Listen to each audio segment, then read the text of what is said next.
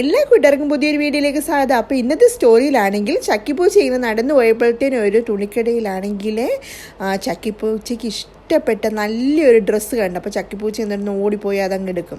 അപ്പോൾ അത് കണ്ട് അവിടെ നിന്ന് സെക്യൂരിറ്റിക്കാർ ഒത്തിരി ചക്കിപ്പൂച്ച ഒത്തിരി അടിക്കുകയൊക്കെ ചെയ്തിട്ട് ആ ഡ്രസ്സ് എടുത്തുകൊണ്ട് അങ്ങ് പോകും.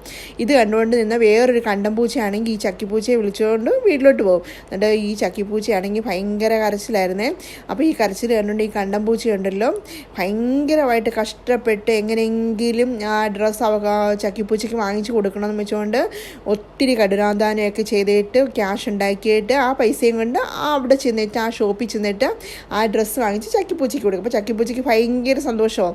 അങ്ങനെ ചക്കിപ്പൂച്ചയും കണ്ടംപൂച്ചയും കൂടി ഇങ്ങനെ നടന്നു പോകുമ്പോഴത്തേനും വേറൊരു പണക്കാരനായ ഒരു കണ്ടംപൂച്ചയുണ്ടല്ലോ ഈ ചക്കിപ്പൂച്ചനെ കൈയും കാലും ഒക്കെ കാണിച്ച് അങ്ങ് വിളിച്ചുകൊണ്ട് അങ്ങ് പോകും.